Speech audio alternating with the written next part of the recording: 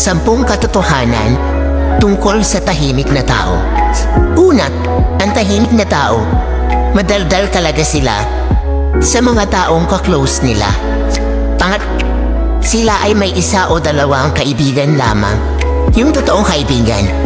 Pangatlo, mahiyain sila. Pang-4, madalas nagsasalita sila sa isip nila. Pang-5, sila yung may mga magandang ngiti at nakakatawang tawa.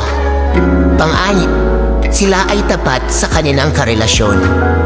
Pang-7, sila ay mapagmatsyag sa lahat ng sitwasyon. Pang-8, tahimik sila pero iba kumagalit. Kaya wag na wag mong gagalitin. Pang-7, sinasarili nila ang nararamdaman nila kahit nasasaktan na sila. Pang-10, pag sila nakilala mo ng lubusan at maging komportable sila sa'yo, doon nila ipapakita ang totoong sila.